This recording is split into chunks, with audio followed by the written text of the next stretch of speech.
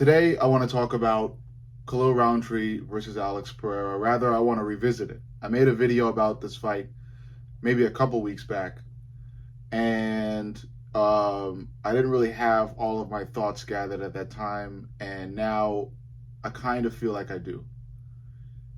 Uh, that being said, Alex Pereira is a guy that I honestly did doubt when he first started fighting, especially when he had his first fight against Israel Adesanya, and especially in fights like his fight against Jan Blachowicz, for example.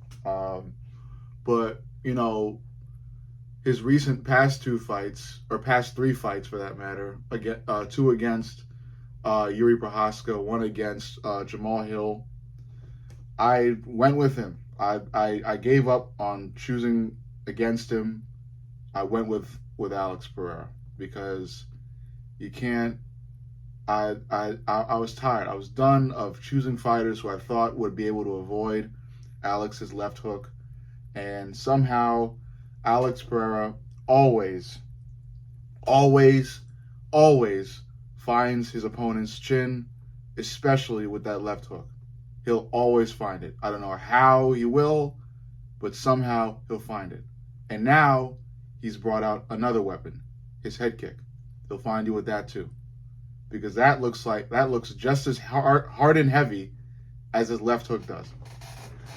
Now, what makes this interesting is that he's fighting Khalil Roundtree. And what I have to then think about is that Khalil Roundtree is not close to let me scratch that. Khalil Roundtree's fighting style is nowhere near the same as the fighting style of Yuri Prochazka or Jamal Hill.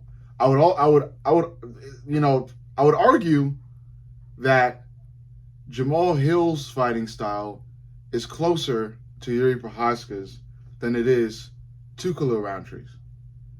Because Jamal Hill and Yuri, while both have great striking, also occasionally keep their hands pretty low. And I get the advantage to keeping your hands low. You could get to the face faster. Your opponent doesn't have as many reads. I get it. But there is a significant advantage, at least in my opinion, about the fight game, with keeping your hands raised, with keeping your hands extremely close to your chin. I pride myself in doing that. I want to keep doing that. I don't ever want to start showboating to the point where my hands are incredibly low. I get the advantage. I get the showboating. I get it looks nice. I get that the better you get at boxing, you could keep your hands low, all that shit. I get it. I don't believe in that. I think as good as you might fucking think you are, whether you think you're Floyd Mayweather or you're, you're Roy Jones Jr., you may think you're the next best thing at boxing, so you could just keep your hands low all the time. That's not me. Because it doesn't matter how fucking good you are. In my opinion, you could still get your ass cracked. Doesn't matter where you're at. Doesn't matter what point in the fight it is. Doesn't matter if you're, if you could go 20 rounds and your opponent can only go 2, you could still get your ass cracked. Because it's the fight game and anything is possible. Anything. You could prepare you could be training half the day, every day of your life. And your opponent could be training, like twice a week. And you could just run in there and he'll hit you with a flying knee right up the middle. Crack your chin, you're going to bed. I don't care how well trained you are, you need to have some semblance of defense, in my opinion, okay? This is my opinion. You could go somewhere else and think whatever you want to think. I'm just telling you what I believe. You will get cracked. You could 100% get cracked. You could be doing Muhammad Ali drills and have feet faster than lightning. You could still get your ass cracked if you keep your hands incredibly low. Keep your hands close to your face. Keep your defense tight. That's what I think you should be doing. That's what I think fighters should be doing. But again, there are all types of fighters. It's a large world, and we need all types of fighters, all types of people. It makes this world great and interesting. I get it. Khalil Roundtree has that defense. Khalil Roundtree has that awareness. And it's especially because of how hard and long he's trained Muay Thai for. It's because of how extensive his Muay Thai training has been. The motherfucker went to Thailand, and he was considering just dropping MMA and living in Thailand and just doing Muay Thai for the rest of his life. That's how extensive his training is over there. He's going to bring that to the octagon this weekend. He's going to have tight defense. That's going to make it harder for Alex Pereira to find his chin. If Alex was a grappler, then I would be saying different things right now, because Khalil Roundtree is shown to struggle against grapplers or people with decent wrestling and grappling know-how. Ion Cutelaba, for example. So you got to consider that. Now, my intention was to make this video short. We're going on 6 minutes, so I'll try to wrap the rest of this up. But Khalil Roundtree is not Yuri, and he's not Jamal Hill. And of course, you watching now might think, oh, well, of course he's not. Whatever. He's not. He's going to have better defense. He's going to make it harder for Pereira to find his chin. Now, I know Jan Blachowicz had pretty good defense as well, and Jan has an iron chin as well. I don't know if Roundtree's chin is going to be that strong, but I know his defense is. And then on top of it, Muay Thai striking, Muay Thai teep kicks, bringing out all the special weapons that Muay Thai has to offer, the elbows, everything. And throwing all that at the left hook of Alex Pereira, Roundtree, he looks good in this fight. He looks good coming up to this weekend.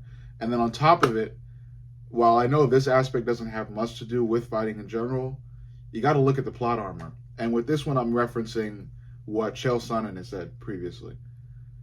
Alex is on the way up to heavyweight. He's talked about it.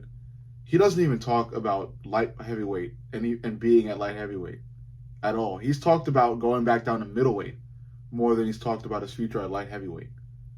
He's teasing a move up and a move down, not staying at the same weight. So regardless of him winning or losing against Roundtree, I definitely think he's making a move up or a move down. Because he called out Dricus, and he talked about, fighting people like Tom Aspinall and maybe even John Jones. So that's a move up or it's a move down. That makes the perfect plot armor and the perfect plot, sequencing for Roundtree to win. Then Roundtree gets the light heavyweight division, and Alex has no more ties to it. He can go up, or he could go down, or he could go down first, fight Dricus, whatever happens there happens, and he can move back up to heavyweight. He said, and he literally said this, he even moved to light heavyweight because he needed a break from the weight cuts. He's got his break. He called out Dricus. I think a fight against Dricus would be a blockbuster. I think a fight against Tom Aspinall would be a blockbuster. He's got other things in motion that have nothing to do with light heavyweight.